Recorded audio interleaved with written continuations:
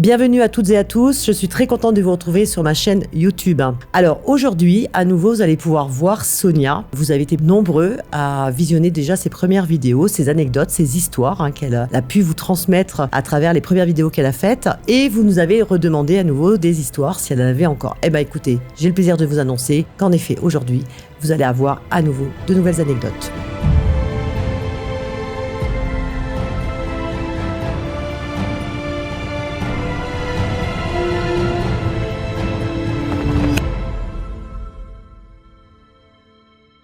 Merci Nathalie pour cette belle présentation. Bonjour à tous et à toutes. Aujourd'hui, je vous retrouve pour une nouvelle vidéo et une nouvelle anecdote. Un petit peu flippante et qui m'a vraiment fait peur à moi-même. Pour cette consultation, je vais être honnête avec vous, je m'en suis beaucoup voulu. Parce que, comme à chaque fois, vous le savez, je me connecte avant que vous veniez me voir, je prends un petit peu les informations avec mes guides. Mais là, j'avais envie de mettre de la musique, de libérer un petit peu, de faire remonter mes énergies, de reprendre un petit peu de force. C'est ce qu'on peut faire aussi entre chaque consultation. C'est important en tout cas pour une médium. Et là, je sentais que je prenais les choses très à la légère, j'étais de bonne humeur et j'étais en train de gribouiller sur mon carnet, j'écoutais la musique en même temps et j'entends une voix, la voix de mon grand-père, qui m'appelle et qui crie Sonia. Je savais qu'à ce moment-là, j'étais pas attentive sur ce qui allait arriver. Ça m'a glacée tout de suite. Je me suis dit, il y a un problème. C'est très rare que j'entende la voix de mon grand-père. C'est un de mes plus gros guides. Et quand il intervient, c'est jamais pour rien. À ce moment-là, du coup, je tends un peu plus l'oreille et je demande, qu'est-ce qui se passe ? Il y a un problème sur la prochaine consultation ? Et là, je recommence à ressentir une nausée très forte.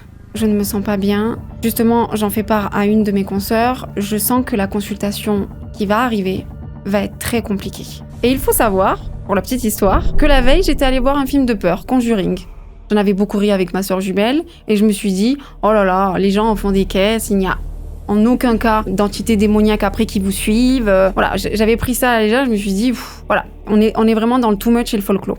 Au jour d'aujourd'hui, je n'ai jamais vu de mes yeux vus, parce que je suis quand même une médium qui est très ancrée, et pour ma part, tant que je ne vois pas les choses dans ma médiumnité, je n'y crois pas moi-même. C'est quand même assez fou et assez paradoxal quand vous êtes en train de m'écouter, mais c'est réel. J'aime pouvoir attester des choses afin de me dire que, comme vous, ça existe. Donc, comme je vous disais, pour revenir à cette consultation, je commence à prendre mon carnet, mon stylo, et à ce moment-là, je commence à écouter mes guides. Je me plonge du coup dans la consultation qui arrive, et là, je commence à avoir énormément de flashs, des rituels sataniques, des églises, un homme au milieu, en train d'essayer de prier, mais attaqué à la fois.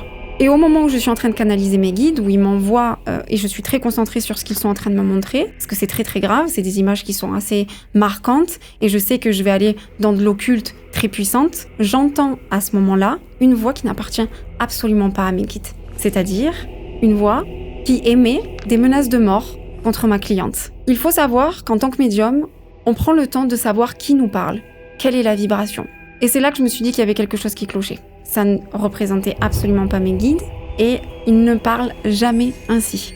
Ils ne menacent jamais, ils sont là pour aiguiller, avec clarté, avec bienveillance, positivité. Même si les choses sont difficiles, je n'ai jamais entendu de menace de mort. Je savais qu'on était en train de se jouer de moi. J'avais une décision à prendre, très importante. De prendre cette consultation ou non. Pour me conforter dans mon idée, j'ai essayé quand même de prendre mes cartes et d'essayer de voir ce qui tombait. Tout était noirceur. Accident, des choses qui étaient très graves et surtout, un homme qui revenait sans arrêt au centre d'un rituel bien précis qu'il avait complètement anéanti. La séance arrive. Je commence à me sentir très angoissée et je ne sais pas ce que je dois faire à ce moment-là. Si j'y vais pas, et je sais que cette femme a besoin de moi. Je la sens dans la plainte, je la sens complètement triste, je la sens désemparée de cette situation. Je sens, en me connectant à sa vibration, qu'elle a besoin de moi à ce moment-là. Je m'adresse à mes guides et je leur dis « Jamais sans vous ». On y va ?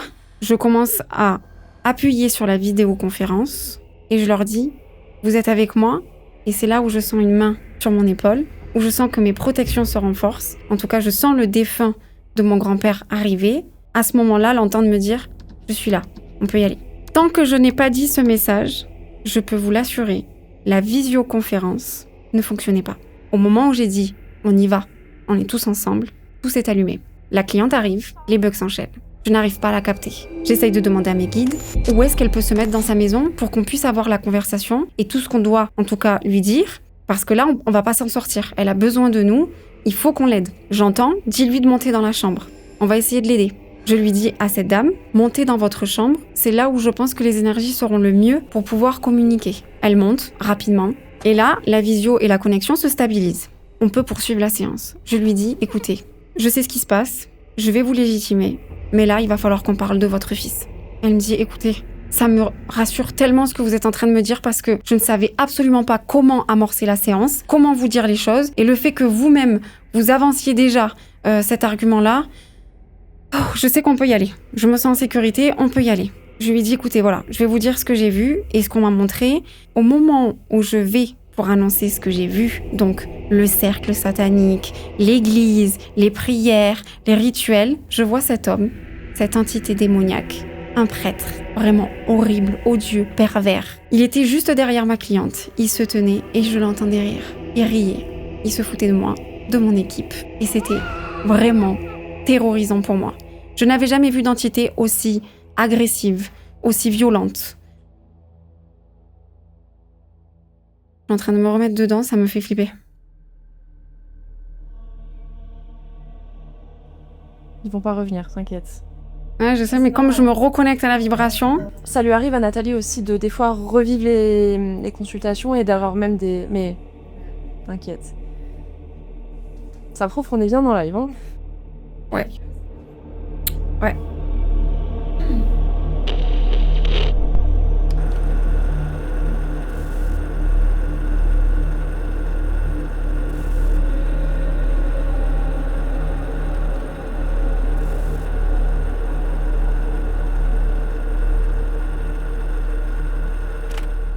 Je vais être honnête et transparente avec vous, c'était une situation qui était très inconfortable pour moi. Parce que, voilà, me remettre dans cette consultation en plus, c'est très difficile parce que depuis que je suis toute petite, oui, j'ai vu des entités, oui, j'ai vu des défunts, mais je n'ai jamais témoigné d'une entité démoniaque qui, en tout cas, atteignait la vie d'une personne et qui mettait en plus en péril et en danger toute cette famille. Donc à ce moment-là, afin de légitimer son fils, je commence à lui décrire l'entité démoniaque qui était juste derrière ma cliente. C'était un vieux monsieur, un homme d'église, qui essayait d'asseoir son pouvoir avec l'église, et je vois très nettement que son fils était dans un rituel bien précis qui a été fait au nom de l'église, mais avec beaucoup d'occulte autour et beaucoup de satanisme.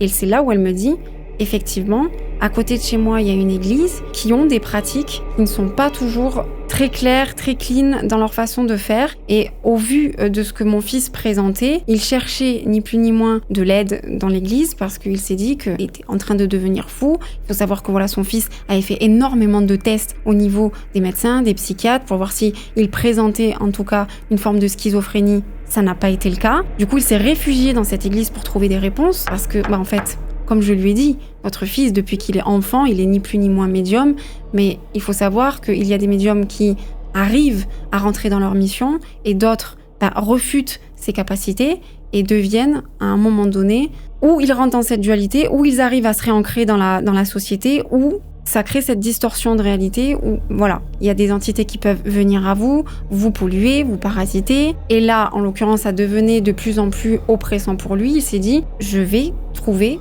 un moyen dans l'église, ils vont pouvoir m'aider. Or, ce qui s'est passé, donc les flashs que j'avais vus en amont, en avant de phase, quand j'ai canalisé ma cliente, ils ont pratiqué un rituel sur lui, où ils ont manié de l'occulte, de l'église, et c'est là que cet homme est apparu. Au moment où je veux dire à ma cliente, il va falloir le sortir de cette église parce que déjà leurs pratiques sont vraiment très discutables et que je veux l'orienter vers un de mes confrères et consoeurs du centre holistique que Nathalie a mis en place, je vois cette entité rire. Et elle était, je vous le rappelle, dans cette chambre où il n'y avait juste la fenêtre qui était fermée. Et là, à ce moment-là, la porte s'est mise à claquer d'un seul coup et elle s'est fermée. En y repensant, je vous assure que on se dit qu'il faut le voir pour le croire. Parce que je comprends qu'on peut remettre en question ce que je suis en train de vous dire, mais je vous assure, je suis une médium des plus ancrées et de l'avoir vécu de cette manière, je me sens encore terrorisée de vous raconter cette histoire. Je sens toujours la main de mes guides et celle de mon grand-père de l'autre côté et je décide de prendre mon courage à deux mains et de lui dire que Nathalie a créé une équipe de confiance, qu'il y a cette personne dans l'équipe, qu'il y a plusieurs personnes dans le centre holistique qui vont pouvoir aider son fils, qui vont pouvoir, en tout cas, exorciser cette entité démoniaque de son fils. Elle m'a remerciée infiniment parce que justement, elle s'est dit j'étais devenue folle. Elle aussi. Elle avait énormément de présence, de manifestations. Il faut savoir que, par exemple, elle m'en avait donné un qui était très parlant aussi. Quand elle descendait, elle avait plié son linge sur le lit. Elle descendait à la cuisine et les affaires étaient complètement tombées par terre, comme si quelqu'un les avait balayées. Et le fait que j'apporte, sans qu'elle ne me dise rien, toutes ces preuves, tous ces éléments qui attestaient que son fils n'était pas fou, qu'on le légitimait enfin dans ce qu'il pouvait voir, parce que, bien sûr, elle m'a confié, écoutez, ce que vous êtes en train de me décrire, c'est exactement ce que mon fils me décrit depuis des mois, et je me suis dit, c'est pas possible, il faut que j'aille voir un autre spécialiste. Elle était complètement apeurée, triste, angoissée de savoir qu'il y avait encore des choses qui allaient arriver. Elle pouvait, elle aussi, finir par entendre des voix parce que il se faisait de plus en plus oppressant. Et le fait que moi, je puisse lui amener des solutions, car il y a une équipe derrière qui peut vous aider quand on est face à ce genre d'entité démoniaque, face à de l'occulte, c'est très rassurant. On n'est pas là simplement en tant que médium pour poser un diagnostic spirituel, mais aussi pour pouvoir accompagner par la suite les personnes. Et grâce à Nathalie et toute l'équipe qu'elle a mis en place, ça peut aider des personnes dans le cas similaire à pouvoir retrouver un semblant ou une vie normale. J'en garde encore un souvenir très traumatique. Je me concentre, comme vous le savez, toujours avant chaque consultation, mais je demande encore plus protection, car c'est la première fois que je me frottais à une entité démoniaque. J'ai eu, en tant que médium, oui, je peux le dire, la peur de ma vie. Je remercierai jamais assez mes guides, en tout cas, de pouvoir m'accompagner et de me protéger comme ils le font. Car en effet, en tant que médium, nous avons besoin de leur protection. Sinon, au jour d'aujourd'hui, nous ne pourrions pas faire le métier que nous faisons avec vous pour vous accompagner sur votre chemin.